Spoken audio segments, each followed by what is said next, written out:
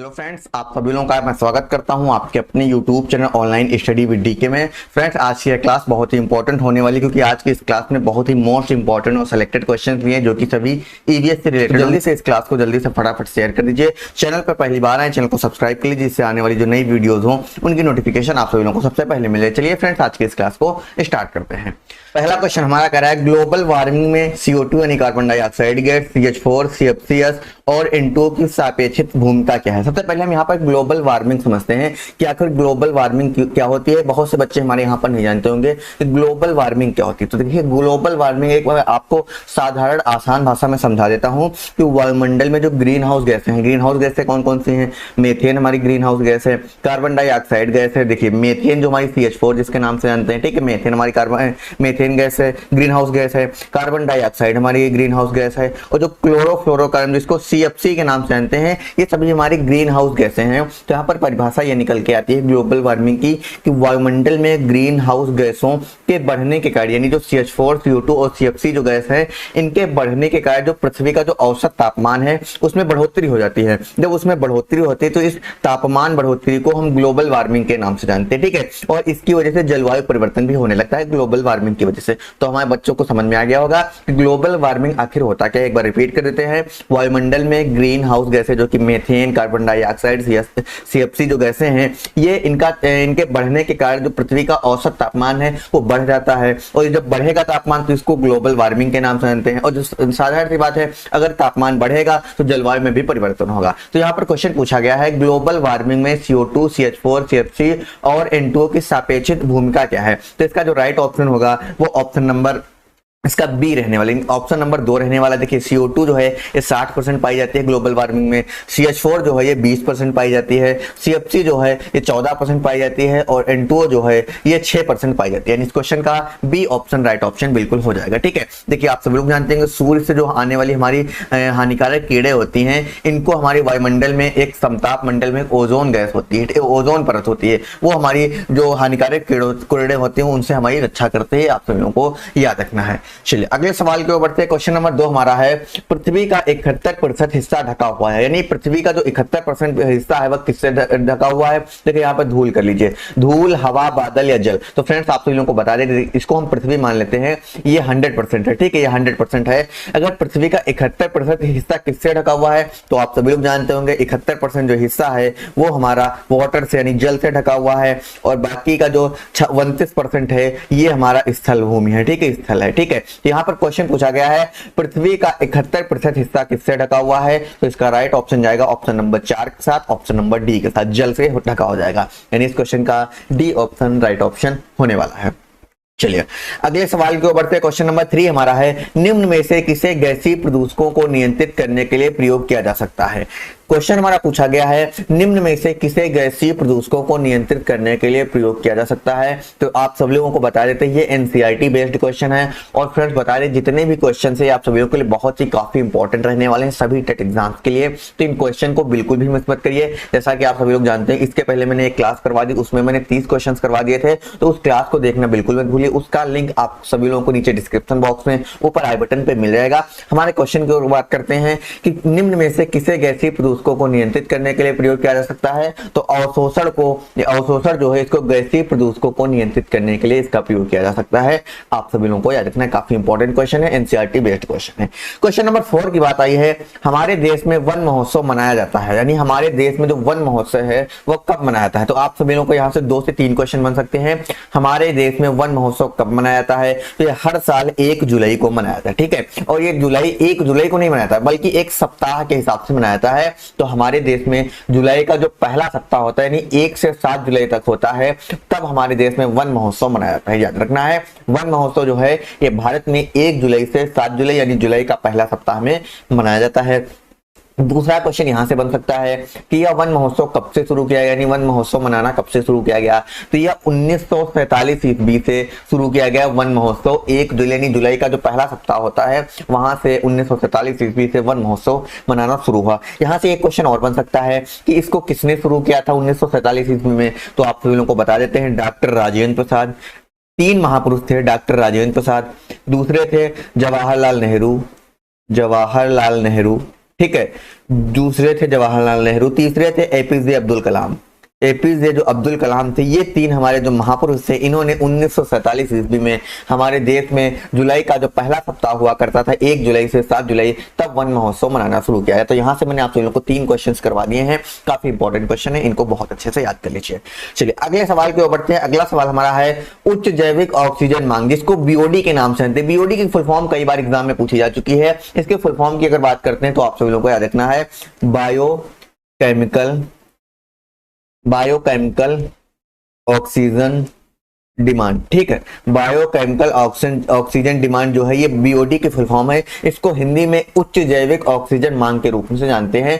तो क्या इंगित करता है, देखिए जो बीओडी होती है इसका जो मेन काम होता है, मुख्य कार्य होता है, देखिए जो नदी है, नाले हैं, इसमें जो गंदा पानी आता है, इसमें कितने परसेंट इसमें प्रदूषण की मात्रा घुली हुई है, ये जानने का ये बीओडी एक कार्य करता है। ठीक है, तो यहाँ पर आपका जो राइट ऑप्शन जाएगा वो ऑप्शन नंबर ए के साथ जाएगा, ऑप्शन नंबर 1 के साथ जाएगा, क्योंकि माइक्रोबियल प्रदूषण का उच्च स्तर। माइक्रोबियल की बात आई तो उसमें बता देते हैं, माइक्रोबियल में होता यह है कि नदी में जो घुली मात्रा होती है ये इसको माइक्रोबियल के नाम से जानते हैं, और बीओडी जो है इसको मापता है बीओडी यानी बायोकेमिकल ऑक्सीजन डिमांड। फ्रेंड्स अगर किसी भी क्वेश्चन में आप सभी लोगों को डाउट रह जाता है तो आप सभी लोगों को नीचे कमेंट बॉक्स में जरूर पूछ लेना है। चलिए अगले सवाल की ओर बढ़ते हैं। क्वेश्चन नंबर 6 हमारा है ओजोन परत के क्षरण से होने वाली समस्या कौन सी है। ओजोन परत जो है उसका अगर क्षरण हो जाता है तो इससे होने वाली समस्या कौन सी है, तो आप सभी लोग जानते होंगे पराबैंगनी जो किरणें हमारी, जो देखिए ये सूर्य है और ये हमारा पृथ्वी है। ठीक है, ये पृथ्वी है और ये सूर्य है। तो आप सभी लोग जानते हैं कि सूर्य से हमारी हानिकारक किरणें आती हैं। ठीक है, जो हानिकारक किरणें होती है पराबैंगनी किरणें होती हैं, और एक समताप मंडल में एक ओजोन परत पाई जाती है। समताप मंडल में ओजोन परत पाई जाती है और इसकी रेंज आप सभी लोग जानते होंगे 0 से 32 किलोमीटर होती है। ठीक है, और ये समताप मंडल में ओजोन परत पाई जाती है। तो अगर ओजोन परत का क्षरण हो जाता है तो हमारी क्या समस्या बढ़ जाएगी, हमें किन दिक्कतों का सामना करना पड़ेगा, तो आप सभी को जानना है कि पराबैंगनी किरणों का पृथ्वी की सतह तक पहुंच जाती है। यानी अगर हमारी ओजोन परत क्षरण हो जाएगी तो देखिए सूर्य की जो हानिकारक किरणें हैं, जो पराबैंगनी किरणें हैं, ये सीधे हमारी पृथ्वी पर आ जाएंगी। पृथ्वी पर आ जाएंगी तो यहाँ पर मनुष्य रहते हैं, जीव जंतु रहते हैं, तो उनका नाश होने लगेगा। तो इसका जो राइट ऑप्शन जाएगा वो पराबैंगनी किरणों का पृथ्वी तक सतह तक पहुंचना, यानी जो पराबैंगनी किरणें होंगी, ये ओजोन क्षरण अगर होगा तो ये पराबैंगनी किरणें हमारी पृथ्वी तक सीधे पहुंच जाएगी। अच्छा, ओजोन की बात है तो यहाँ से एक क्वेश्चन और बन सकता है कि अगर पराबैंगनी किरणें हमारे शरीर पर पड़ जाएंगी तो एक तो नष्ट होगा और दूसरा त्वचा कैंसर की बहुत ज्यादा संभावना रहती है। ओजोन परत की बात आई तो याद रखना ओजोन का जो फार्मूला होता है ऑक्सीजन के अणुओं से मिलकर बना होता है, O3 इसका प्रतीक होता है। अगर ओजोन के इकाई की बात करते हैं किसमें मापते हैं तो इसको डॉप्सन इकाई में मापते हैं। ठीक है, और अगर ओजोन दिवस की बात करते हैं तो ये 16 सितंबर को हर साल मनाया जाता है ओजोन दिवस। ठीक है, 16 सितंबर को हर साल ओजोन दिवस मनाया जाता है। यहाँ से एक क्वेश्चन और बन सकता है कि ओजोन परत जो है ये किस वायुमंडल में पाई जाती है, तो समताप मंडल में पाई जाती है। ठीक है, किस मंडल में पाई जाती है, समताप मंडल में पाई जाती है। इसको स्ट्रेटोस्फीयर के नाम से भी जानते हैं और 0 से 32 किलोमीटर इसकी रेंज होती है। ठीक है, याद रखना है, काफी इंपॉर्टेंट क्वेश्चन बन सकता है। चलिए अगले सवाल की ओर बढ़ते हैं। किसी भू क्षेत्र में कितने प्रतिशत वनों के लिए होना चाहिए, किसी भू क्षेत्र में कितने % वनों का होना चाहिए, तो कम से कम 33% होने चाहिए। यहाँ से आप सभी को 2 क्वेश्चन बन सकते हैं। एक क्वेश्चन बन सकता है कि भारत में टोटल कितने % वन होने चाहिए, तो भारत में टोटल 33% वन होने चाहिए। और यहां से एक क्वेश्चन और बन सकता है भारत में प्रेजेंट टाइम पर कितने % वन पाए जाते हैं, तो आप सभी लोगों को याद रखना 22% वन पाए जाते हैं। ठीक है, अगर 33% से कम हमारा % रहेगा, वनों का % कम रहेगा तो वायुमंडल संतुलन में नहीं रहेगा, याद रखना है इसको। 33% को आप सभी लोग कैसे याद करेंगे, देखिए आप सभी लोग हाई स्कूल और 9th जरूर किए होंगे, तो आप सभी लोग जानते होंगे हाई स्कूल में मिनिमम पासिंग मार्क कितने हुआ करते थे, 33 हुआ करते थे। यानी 100 में से 33% आप सभी लोगों को लाना अनिवार्य होता था। वहीं से आप इसको रिलेट कर लीजिए, याद कर लीजिए। क्वेश्चन नंबर 8 है निम्न में से कौन सी गैस ग्रीन हाउस गैस को सबसे ज्यादा जिम्मेदार है। क्वेश्चन पूछा गया निम्न में से ग्रीन हाउस गैस जो है वो प्रभाव, ग्रीन हाउस गैस प्रभाव है सबसे ज्यादा जिम्मेदार है, किस गैस से जिम्मेदार है, तो आप सभी लोगों को याद रखना है कार्बन डाइऑक्साइड से सबसे ज्यादा जिम्मेदार गैस है। ठीक है, सबसे ज्यादा जिम्मेदार जो गैस है वो CO2 गैस है और ग्रीन हाउस गैस में यह 60% पाई जाती है, याद रखना है 60% पाई जाती है। काफी इंपॉर्टेंट क्वेश्चन है, इसको याद कर लीजिए। क्वेश्चन नंबर 9 की बात करते हैं जैव विविधता हॉटस्पॉट को किस आधार पर विश्लेषित किया जाता है? देखिए जैव विविधता की बात आई है तो आप सभी लोग जानते होंगे। देखिए ये हम इसको पृथ्वी मान लेते हैं, इसको हम दो भागों में विभाजित कर देते हैं। 0 अंश आप सभी लोग जानते होंगे, 0 अंश पर यहाँ पर इसको भूमध्य विषुवत रेखा के नाम से जानते हैं और यहीं पर सबसे ज्यादा जैव बायोडाइवर्सिटी होती है, ठीक है, यानी जैव विविधता सबसे ज्यादा यहीं पर होती है। और ये भी आप सभी लोग जानते होंगे कि जहां पर सबसे ज्यादा जैव विविधता होगी वहीं पर सबसे ज्यादा वन पाए जाएंगे, ठीक है। तो खुशहाल जीव जंतुओं को जो पशु पौधे हैं वो वहीं पर होंगे जहां पर जैव विविधता सबसे ज्यादा होगी। तो इसमें पूछा गया है जैव विविधता हॉटस्पॉट को किस आधार से विश्लेषित किया जाता है? तो स्थानिक फूल पौधों और खतरों के आधार पर उसको विश्लेषित किया जाता है। देखिए यहाँ पर जो पेड़ पौधे होंगे वो कितने परसेंट है ये उस पर डिपेंड करेगा जैव विविधता हॉटस्पॉट के आधार पर, ठीक है। तो यहाँ पर होगा स्थानिक फूल पौधे तथा खतरों के आधार पर इसको विश्लेषित किया जाता है। याद रखना है, काफी इंपॉर्टेंट क्वेश्चन बन सकता है। चलिए अगले सवाल के ऊपर थे। अगला सवाल आप स्क्रीन पर देख सकते हैं। अगला सवाल हमारा है वन्य जीव संरक्षण के क्षेत्र में अदम्य साहस दिखाने वाले को कौन सा पुरस्कार दिया जाता है? क्वेश्चन नंबर 10 हमारा है वन्य जीव संरक्षण के क्षेत्र में अदम्य साहस दिखाने वाले को कौन सा पुरस्कार दिया जाता है? तो इसको अमृता देवी बिश्नोई पुरस्कार से सम्मानित किया जाता है। याद रखना है, अमृता देवी बिश्नोई जो पुरस्कार है ये दिया जाता है वन्य जीव संरक्षण के क्षेत्र में। देखिए वनों में जो रहने वाले जीव होते हैं, जीव जंतु होते हैं, इनकी जो सबसे ज्यादा केयर करता है उसको अमृता देवी पुरस्कार से सम्मानित किया जाता है। यहाँ से एक क्वेश्चन और बन सकता है क्योंकि यहाँ पर एक चिपको आंदोलन से रिलेटेड यहाँ से क्वेश्चन बन सकता है। चिपको आंदोलन आप सभी को नाम जरूर सुना होगा। उत्तराखंड के चमोली जिले के रेडी गांव से आरंभ हुआ था। वहां के जो प्रॉपर की महिलाएं थी उन्होंने शुरू किया था, वनों की कटाई के विरोध में आंदोलन शुरू किया गया था। आप लोगों को याद रखना है, काफी इंपॉर्टेंट क्वेश्चन है, बन सकता है क्वेश्चन। चलिए क्वेश्चन नंबर 11 है विश्व में सबसे ज्यादा पाई जाने वाली ग्रीन हाउस गैस कौन सी है? विश्व में सबसे ज्यादा पाई जाने वाली ग्रीन हाउस गैस कौन सी है? तो आप सभी लोगों को याद रखना है जलवाष्प जो है ये सबसे ज्यादा ग्रीन हाउस गैस पाई जाती है विश्व में सबसे ज्यादा। जलवाष्प की बात आई तो यहां से आप सभी लोगों को बता देते हैं। देखिए जो जलवाष्प होती है ये सबसे ज्यादा पाई जाने वाली ग्रीन हाउस गैस है। अगर एक साफ आकाश है, देखिए ये हमारा आकाश जो है, ये आकाश अगर हमारा साफ है तो 36 से 66% हमारी जलवाष्प पाई जाएगी। अगर बादलों वाला आकाश है, यानी बादलों वाला अगर आकाश हमारा दिखाई दे रहा है तो वहां पर जलवाष्प की जो मात्रा होती है वो 66 से 86% होती है। याद रखना है, इंपॉर्टेंट क्वेश्चन है, आप सभी लोगों को याद रखना है। क्वेश्चन नंबर 12 हमारा है कार्टाजेना प्रोटोकॉल किसके सुरक्षित उपयोग, स्थानांतरण और हैंडलिंग के बारे में बताता है, ठीक है। कार्टाजेना प्रोटोकॉल जो है ये किसके सुरक्षित उपयोग, स्थानांतरण और हैंडलिंग के बारे में बताता है। यहाँ पर सबसे पहले कार्टाजेना प्रोटोकॉल की बात कर लेते हैं। देखिए 29 जुलाई 2000 ईस्वी को इसका हस्ताक्षरण हुआ था, यानी हस्ताक्षरित हुआ था 29 जनवरी को, ठीक है, 29 जनवरी 2000 को इसका हस्ताक्षरित हुआ था, ठीक है। और 11 सितंबर 2003 को यह लागू किया गया था। कार्टाजेना प्रोटोकॉल जो है 11 सितंबर 2003 को लागू किया गया था। और जो उसका स्थानांतरण और हैंडलिंग के बारे में जो बताता है वो LMO यानी संशोधित जीवित जीव को बताता है। यहाँ से क्वेश्चन आप लोगों को दो बन सकते हैं। देखिए संशोधित जीवित जीव जो है किसके अंतर्गत आते हैं? तो कार्टाजेना प्रोटोकॉल के अंतर्गत आते हैं। क्वेश्चन घुमा के ये पूछ सकता है कार्टाजेना प्रोटोकॉल किसके सुरक्षित उपयोग, स्थानांतरण और हैंडलिंग के बारे में बताता है? तो LMO यानी संशोधित जीवित जीव के बारे में बताता है। चलिए अगले सवाल के ऊपर क्वेश्चन नंबर 13 है विश्व वन्य जीव संरक्षण कोष कहां पर स्थित है? क्वेश्चन पूछा गया हमारा है विश्व वन्य जीव संरक्षण कोष कहां पर स्थित है? तो ये आप सभी लोगों को याद रखना है स्विट्जरलैंड में स्थित है, ठीक है। विश्व वन्य जीव संरक्षण कोष जो है ये स्विट्जरलैंड में स्थित है, आप सभी लोगों को याद रखना है। चलिए अगले सवाल के ऊपर क्वेश्चन नंबर 14 हमारा है विश्व वानिकी दिवस कब मनाया जाता है? देखिए विश्व वानिकी दिवस की बात है तो सबसे पहले समझते हैं विश्व वानिकी दिवस आखिर होता क्या है। तो पेड़ों के महत्व में जन को, लोगों को जागरूक करने के लिए, फैलाने के लिए 1971 ईस्वी में यूरोपीय कृषि संगठन एक था, उसमें 23वीं जो आम बैठक हुई थी उसमें विश्व वानिकी दिवस मनाने का निर्णय लिया गया था और ये हर साल 21 मार्च को मनाया था। याद रखना है विश्व वानिकी दिवस जो है ये हर साल 21 मार्च को मनाया जाता है। पेड़ पौधों के बारे में लोगों को अवेयरनेस करने के लिए, लोगों को जागरूक करने के लिए हर साल ये 21 मार्च को मनाया जाता है। चलिए अगले सवाल के ऊपर सौर प्रणाली की खोज किसने की थी? सौर प्रणाली की बात आई है तो आप सभी जानते हैं, देखिए हमारा सूर्य है, ठीक है। सूर्य के तरफ जो चारों चक्कर लगाते हैं उनको हम ग्रह के नाम से जानते हैं, ठीक है। सूर्य के चारों तरफ चक्कर लगाते हैं उनको हम ग्रह के नाम से जानते हैं और जो ग्रहों के चारों तरफ चक्कर लगाते हैं उनको हम उपग्रह के नाम से जानते हैं। आप सभी लोग जानते होंगे उपग्रह के नाम से जानते हैं। तो यहाँ पर पूछा गया है सौर प्रणाली की खोज सबसे पहले किसने की थी, सर्वप्रथम किसने की थी? तो कोपरनिकस जो थे इन्होंने सौर प्रणाली की खोज की थी। आप सभी लोगों को याद रखना है। क्वेश्चन नंबर 16 की बात करते हैं, निम्न में से कौन सौरमंडल का भाग नहीं है। क्वेश्चन पूछा गया है हमारा, निम्न में से कौन सौरमंडल का भाग नहीं है। तो सौरमंडल के भाग की बात आई है तो निहारिका जो है ये सौरमंडल का भाग नहीं है। आप सभी लोगों को याद रखना, जो निहारिका है ये सौरमंडल का भाग नहीं है। निहारिका की बात करते हैं तो ये नेबुला शब्द से लिया गया, ठीक है, नेबुला शब्द से लिया गया है और ये लैटिन भाषा का शब्द है, ठीक है, लैटिन भाषा का नेबुला शब्द है और निहारिका उसी से लिया गया है। सौरमंडल का ये निहारिका जो है ये भाग नहीं है। आप सभी लोगों को याद रखना है। क्वेश्चन नंबर 17 की बात आई है,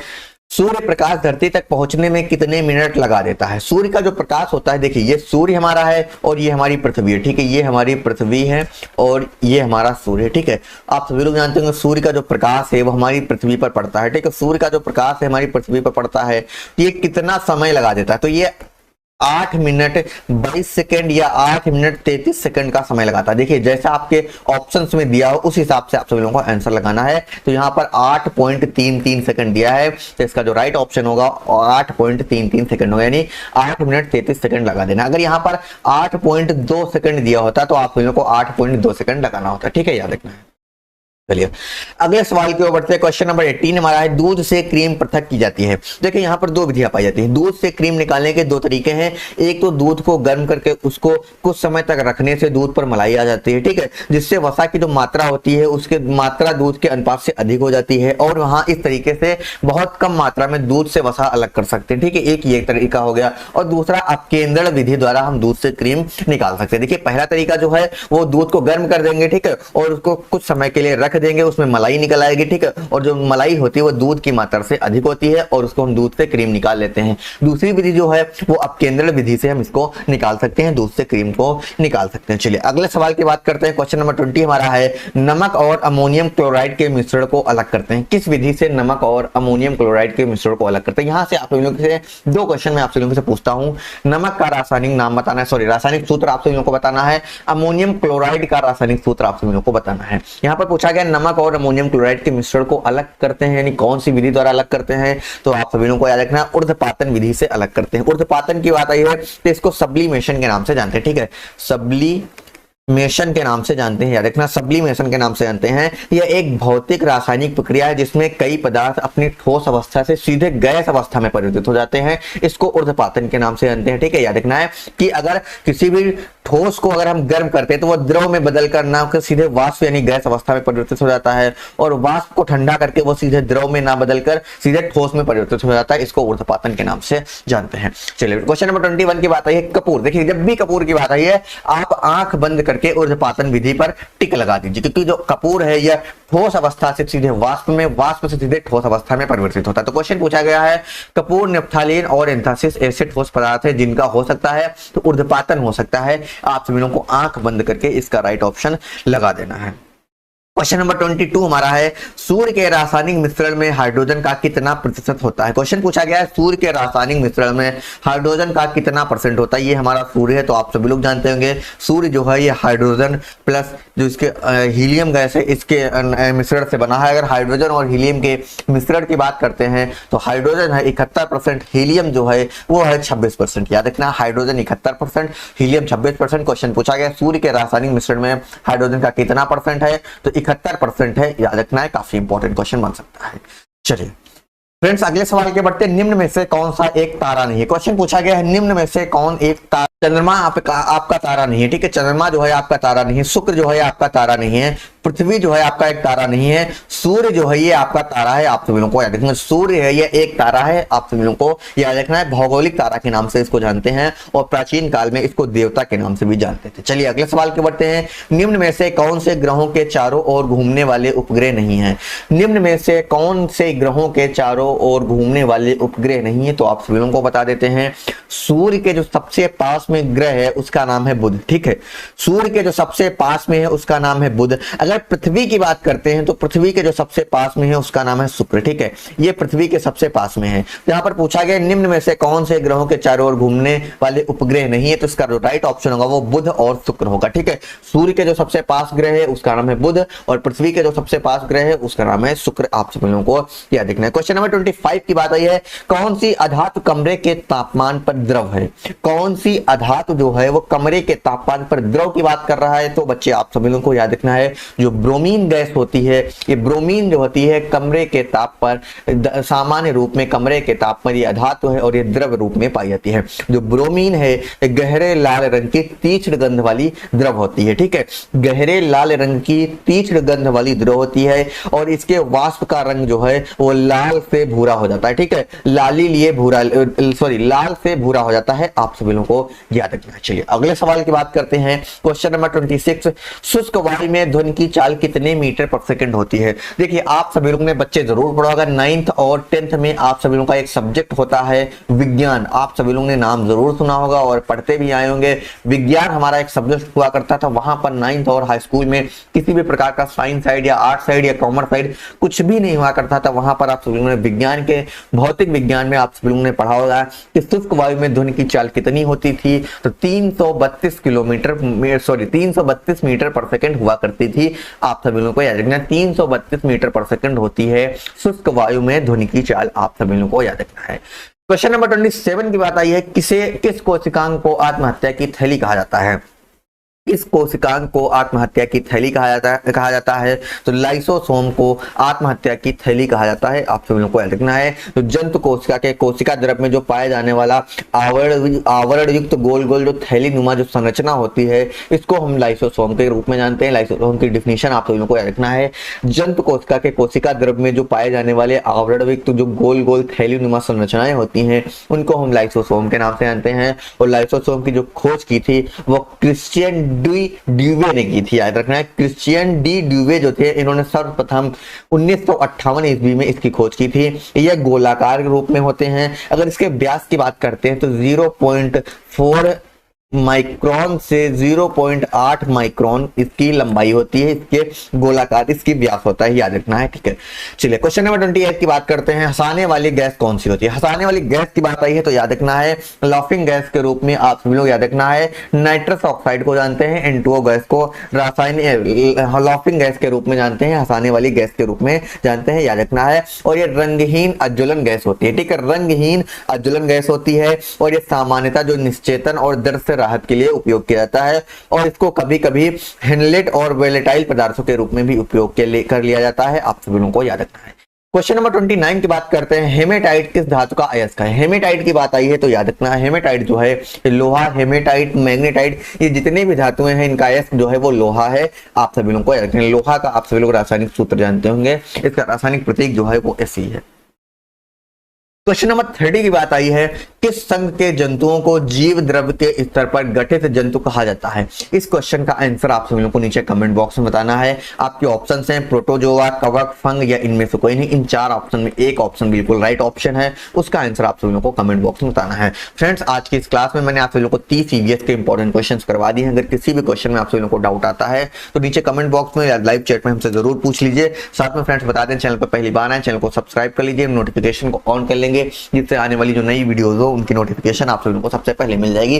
पीडीएफ डाउनलोड करने के लिए आप सभी लोगों को करना बस ये है, नीचे डिस्क्रिप्शन बॉक्स में टेलीग्राम का लिंक दिया है, टेलीग्राम ज्वाइन कर लेंगे, पीडीएफ आपको फ्री ऑफ कॉस्ट मिल जाएगी। फ्रेंड्स मिलते हैं नई और एक फ्रेश वीडियो के साथ, तब तक के लिए फ्रेंड्स धन्यवाद। जय हिंद, जय भारत।